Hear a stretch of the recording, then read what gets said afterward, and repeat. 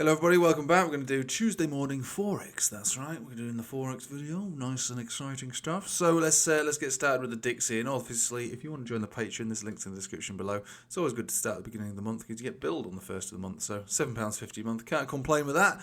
2 live streams a week, blah blah blah. Right, so here we go. So the Dixie on the weekly, clean bounce now, as we can see on the 200 exponential moving average. Also the top of this range, which is fine. So it's nice and clean, but still technically bearish while we're sitting below this Bollinger Band Centre, your 20 weekly, which is basically 102.4.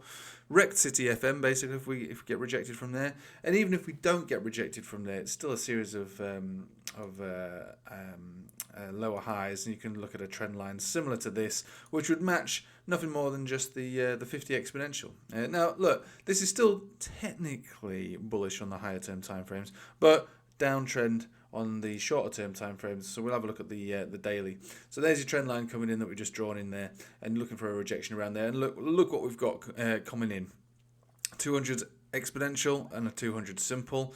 Technically we're below the cloud. Yeah, we've made a break, and we could be looking for the top of that range to be tagged. So we're talking 103.2 ish area for a rejection, and then move back down to the bottom of the range. So what we're saying here is that, yeah, Dixie is likely to go up before it goes back down.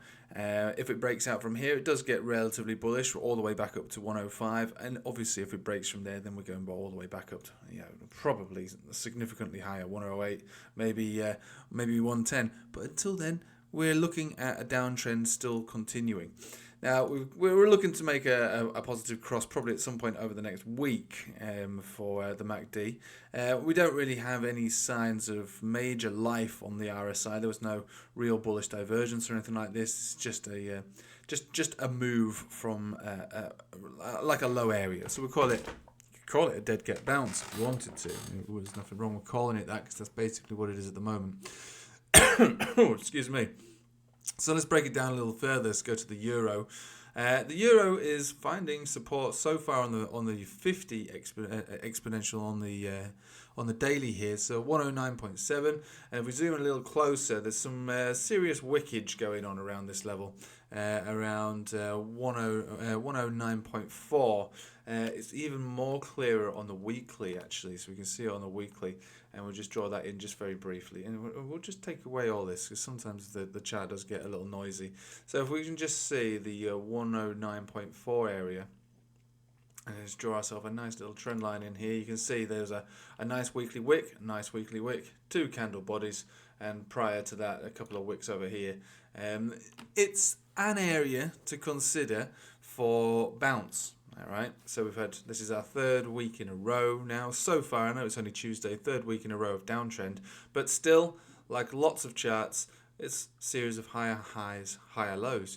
And so with that, you should be thinking maybe a bounce from here, even if it were to just be a dead cat bounce as well.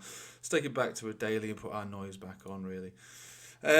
So yeah, that is the area to watch. And technically, I would still maintain bullish bias on the euro while being above that area. Now, Itchy Cloud gave us a pump signal around the 109.6 area, which is still okay. So honestly, I think this area is okay. We might not even get a second retest of that. We'll see.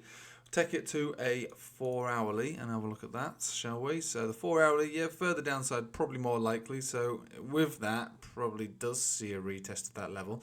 No bullish divergence or anything like that. So we're still consolidating from our previous high on the euro, but the when in doubt, zoom out. Higher highs, higher low structure, and this is the area to consider for a move, really. And if you break down from this area, then we change the trend, and we change the trend for everybody, I think, in the Dixie. All those areas that we just mentioned seem more likely, back up to 105 at least, should we say.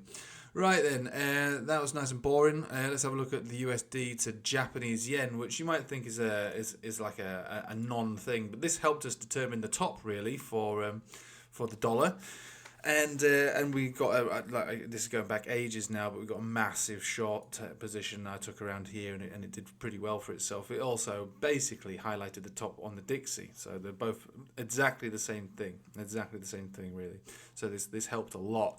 So at the moment, this is bullish. This shows that the strength of the dollar versus the yen. So this is actually bullish. So highlighting the fact that the dollar is strong versus the yen, but not particularly strong, I'd say, versus the euro, which the euro is the main component to the Dixie, which is the barometer of dollar strength. But yeah, the yen going to wreck city as the dollar increases in value versus it. And to be fair, I'll be looking for this to continue on and maybe even go back up higher. It's going to change. You're going to have to see some change in the central bank of Japan to sort that out. Right, so now we're going to go to Europe and look at some really boring stuff, which is the cable. So we're talking pound to dollar. Bullish. So we've got a good pound versus the dollar, so it's nice to see. Well, in a lot of ways, I suppose it's nice to see. There's no bearish divergence taking place on this daily. Just this trend which is continuing. We can pull back a little further, so we're talking 127, maybe even a deeper pullback to 124.2. All of that's perfectly fine, I would say. The money flow index is creeping back down to, technically we'll call it oversold. We don't really consider the money flow index as a good area to buy dips from, but it has previously shown areas where it's got picked up, so this was a good one here, continued the rally. Let's have a look at this big dip down here. Yeah, big dip. A few days later, continued the rally. We did come down a bit lower, but we did sustain the rally after that. Dips down here, rally continued, and this one definitely did not. So this is what I mean. So yeah, the money flow index is quite useful, especially for spotting tops, not so much for spotting bottoms, but on this occasion, the win rate is probably higher than the loss. So again, it's Forex, isn't it? So you're obviously going to have tight stop losses. So the pound looks quite good on its daily. Let's have a look at the weekly. Weekly's pulling back a little further now, but still it's bullish until 126.3. So similar to the read that we had on a daily, really. 126. We lose that area, then yeah, we'll probably call it a day on this chart, really. But I still like the way it looks. I think it's pretty sweet, and we could even get picked up right now at this very moment, to be fair. 128, maybe just a little lower than that, 127.6. So it's good. There's also a pump signal that's generated on the weekly as well for the pound. So it's actually quite good, to be honest with you. It is pretty good. Like I saw this move coming, but and I was expecting a little lower as well, but it's certainly been bought up, and it's been pretty sweet for the old pound there. It's a pretty good price there. Almost a 30% gain from the bottom to the top. Not that many people would have got that. I certainly did not. Right, so yeah, looking for continuation probably on the higher term time frames, and that's not without a few little pullbacks here and there. But so long as we sustain the 125, 124 area, probably I would say 125 and a half area. If we can hold that area on this, we're looking for higher highs to form. So more strength within the pound. Let's have a look at its main rival, the euro. The weekly shows nothing more than a bullish chart, really, and no pump signal on this one, so no big breakout, but it's still quite bullish. Working on a golden cross. It's probably going to take us the rest of this month, if not longer, to generate that. So the weekly is a bit of a red herring. The daily, quite good, being above all major moving averages here, crossing up above the 0 point, so continued momentum on the pound to the euro, a classic golden cross retest, and so far back above the Bollinger Band, so might even be looking for a V-shaped recovery on this one. So it's a good chart actually here versus its euro. And the 4 hourly, fresh golden cross as well, and we're fighting this area. So really we need to clear 116 to 117 and then break back above all the way up to our previous highs and beyond those most recent local highs.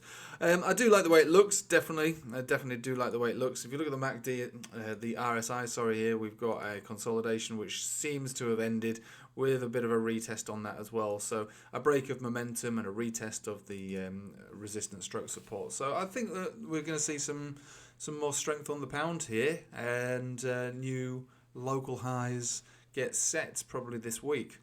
Pretty sweet stuff. Do enjoy the way it looks. Also, it's worth recognising that there is a pump signal that was generated yesterday on this one as well. So good stuff. Right, so there's your Forex for the day. Hope you have a nice day. If you enjoyed that, please let me know. If you didn't, obviously, you can let me know as well. I suppose it's good for the algorithm. Just don't swear, okay? Thanks for watching. Hope you have a good day. Take it easy.